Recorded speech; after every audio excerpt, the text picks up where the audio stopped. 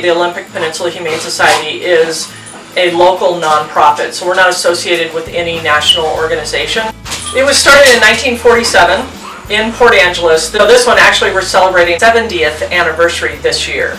So it's been in the community for a very long time.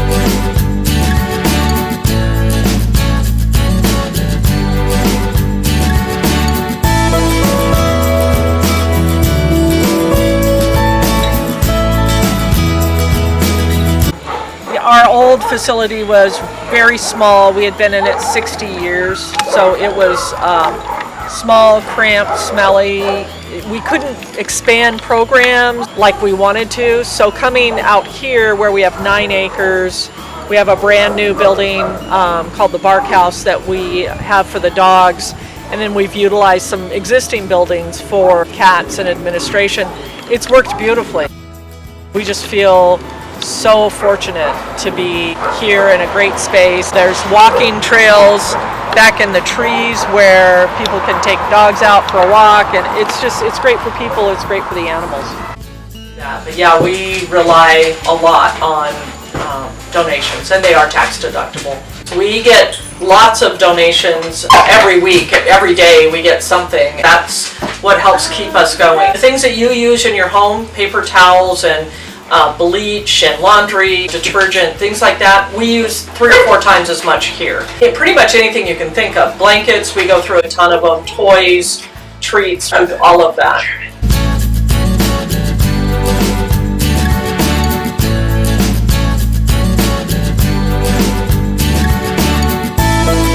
We take in any domestic animal, so no wildlife at all, but typically, the majority of our animals are dogs, cats. We also have had birds and snakes and fish and lizards, hamsters, gerbils, guinea pigs, chickens. We had a goat not too long ago. So pretty much anything you can think of that's not a wild animal we've taken in. Yeah, if they are behaviorally and medically okay, then yeah, we adopt them out.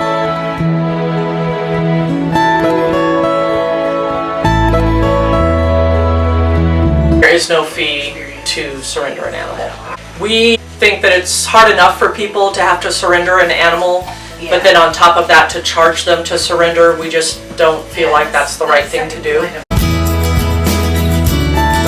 If the person is surrendering an animal, let us know. If it is your owned animal, let us know something about the animal, because that helps us find a new adopter if we know a little bit more about it. But they fill out paperwork, it's a pretty quick process, and then if it's a dog, it's moved down to the Bark House, and if it's a cat, it's moved into Kitty City, and they're held in areas that are not in the public area for at least a few days, so we can try to see if there's any medical issues or behavioral issues that we need to be aware of.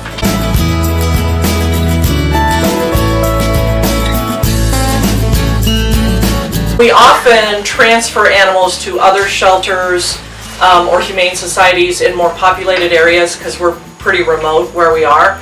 So if we have, for instance, a lot of cats or a lot of kittens, we will partner with other shelters in the Seattle area and transfer animals.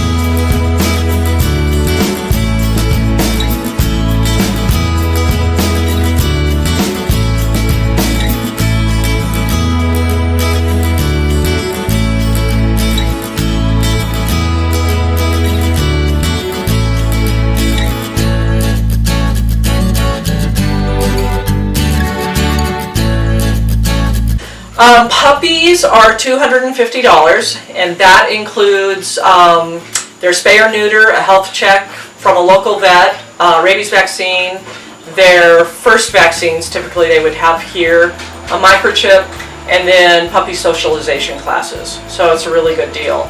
Adult dogs are $150, includes all the same stuff except for the puppy socialization classes. So on the cat side, kittens are $100 and adult cats are $50, and then if we have senior cats, they can be as low as $10. So it just kind of depends on how old the animal is.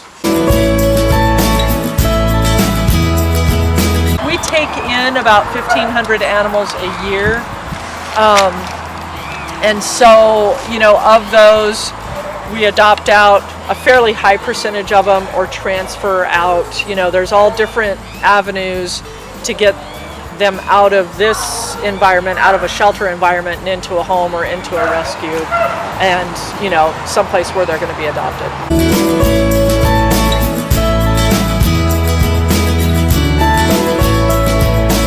We have a lot of shelters that we partner with, and specific rescues that we partner with. We partner with Kitsap Humane Society, which is in Silverdale, the Seattle Humane Society. There's a group called Noah, which just takes in animals from shelters and adopts them out. Old Dog Haven specializes in old dogs, and they help us out a lot. So there's a lot of really specific groups that we've developed relationships with, and they help us out a lot. We work with Spay to Save and help with them. Sometimes we do some of their spays and neuters. But that's really important in our world, is that, you know, animals are spayed and neutered, and so yeah, we do help with that.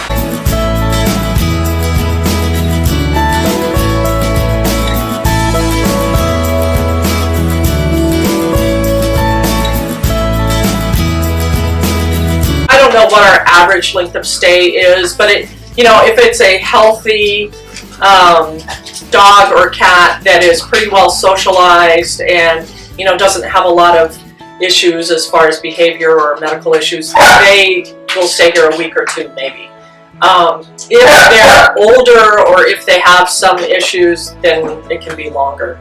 So we try really hard to transfer them out if we need to, or to find other, you know, other avenues for getting them out of the shelter. Our goal isn't to collect animals. We want to get them into homes. We have a real need for foster volunteers, and those, particularly during kitten season, when we start getting in lots and lots of kittens, and it's typically better to get them out of the shelter and into a home environment when they're tiny, so that they're not exposed to any illness. So we have a foster application, one for cats, one for dogs. People fill that out and just let us know that they're interested. It helps to be a volunteer and to work in the areas so that the staff kind of gets to know you and how you are around the animals. It can be stressful to have, you know, tiny kittens or puppies and they get sick or they, you know, weird things happen. So just to kind of know how people are going to handle that kind of stuff. But yeah, we always need foster volunteers.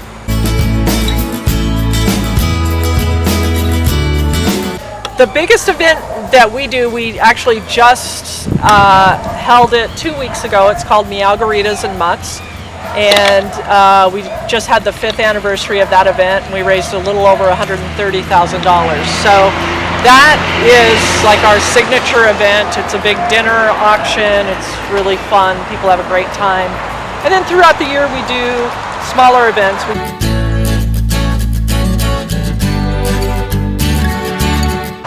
Currently I think we have 33 dogs right now, which does not include 14 puppies that are in foster care. And cats, we have 65 last I saw. It's funny because that can change. I went out and ran some errands and we could have taken in, you know, 3 dogs and 10 cats, who knows, because it's like that. Yesterday we took in 3 dogs in a half hour. You just never ever know what a day's going to bring.